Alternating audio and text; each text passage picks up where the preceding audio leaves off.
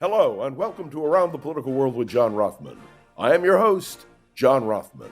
If you're a fan of the show, make sure to hit the follow button on the top right of Apple Podcasts, Spotify, or wherever you are listening at this very moment. When you hit follow, leave a review or share an episode with a friend.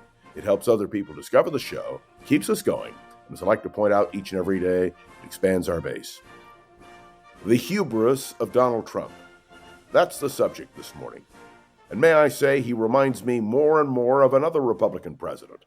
In a certain way, Herbert Hoover really was a wonderful human being and a great man in many ways. But he was brought down because the Republican Party just got it wrong. Let's be clear.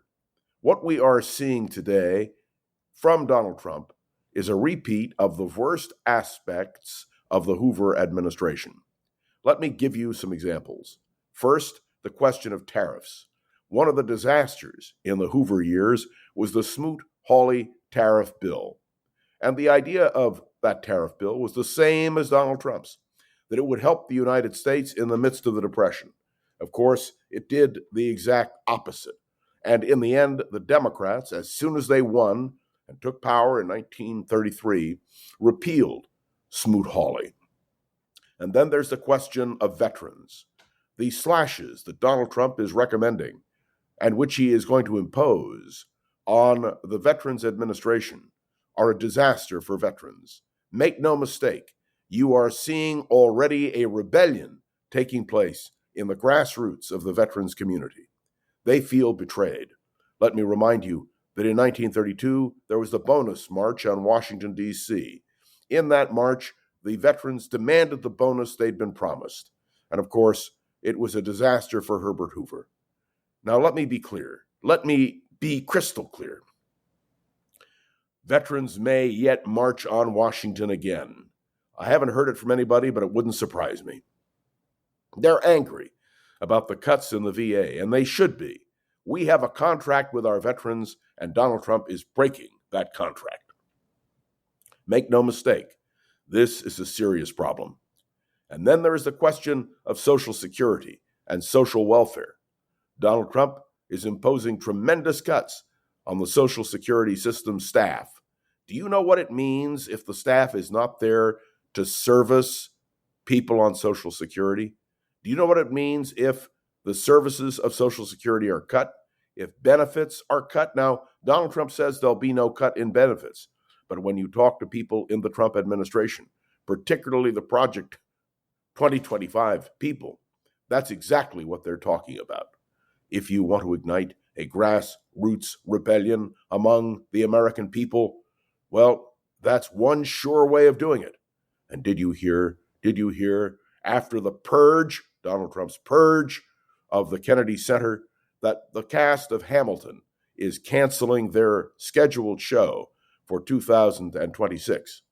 They are objecting to what Donald Trump is doing. When you go after the arts and when you get this kind of backlash, boy, oh boy, I think Donald Trump has initiated a series of moves which will result, because of his own hubris, in the fall of this administration.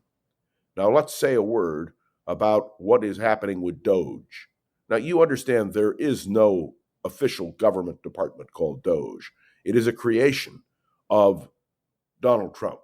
And Elon Musk seems, with full arrogance, to be proceeding as if he has the power to change the direction of America. Well, let me tell you, nobody elected Elon Musk. He has numerous conflicts of interest. We all are aware of that. And yet he has been given extraordinary power by the President of the United States. The key here is the Republicans in Congress, who are beginning to hear from their constituents. Have you watched the members of Congress, the Republicans, going back for town hall meetings? And those town hall meetings are being flooded by people who are angry at what is happening. And what is the response of the Trump administration? Ready for this? It's really outside agitators. It's Democrats who are really causing the problem at these town hall meetings. I have news for them. It's Republicans. And if the base turns against Donald Trump because of the actions he is taking, well, let me tell you, he is going to have a problem, and he should. There is a simple truth, and that is that Donald Trump's presidency is going to cause the Republican Party the greatest fall since the defeat of the Republicans in 1932. I want to say one more thing.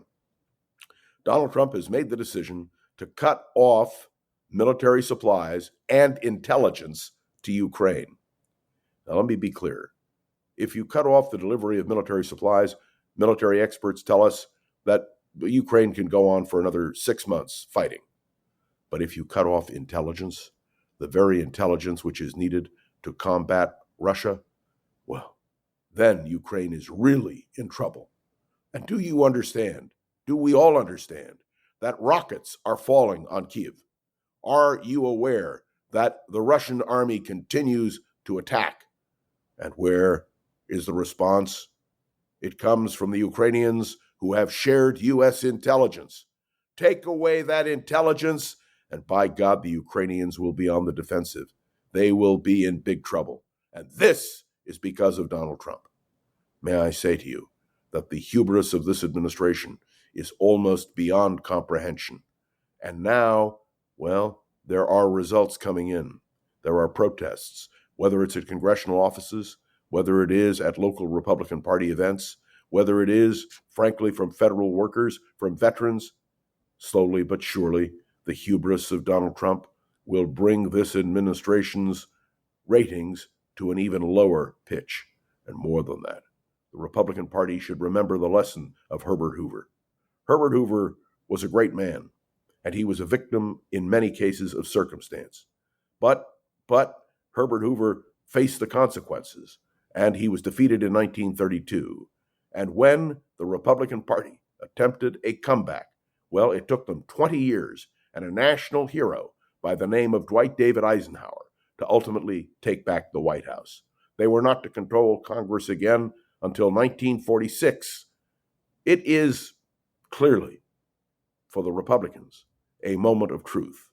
But for the American people, there must be a realization that if, in fact, Donald Trump proceeds along this path, if, in fact, these cuts take place, if, in fact, this censorship of the arts continues, if, in fact, Social Security is touched, if, in fact, veterans begin to march, Donald Trump and the Republican Party will feel the wrath of constituents who may have once been sympathetic to their cause.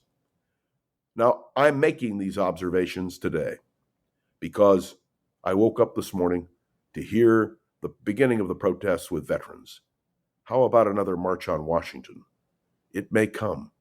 And like 1932, if you stir up that hornet's nest of veterans who feel cheated, if you go after seniors, particularly when it comes to Medicaid, 80 million people, if there are cuts, let me assure you, the wrath of the American people will turn on an administration which I believe is not only corrupt, but dangerous to American democracy. There's so much to talk about, and we'll be doing it right here on Around the Political World with John Rothman. Thanks for tuning in to another episode. Make sure to follow along. Let me know your thoughts on the show by leaving a review on Apple Podcasts and sharing an episode with a friend or colleague so we can continue to grow and expand. I want to say a special word of thanks to Gogo Zoger, the wonderful producer of this program. And of course, you can interact with me. All you have to do is go to our Facebook page, or if you prefer, LinkedIn, and let me know what you think. And to all of you, I will be back tomorrow, right here, for another episode of Around the Political World with John Rothman. See you then.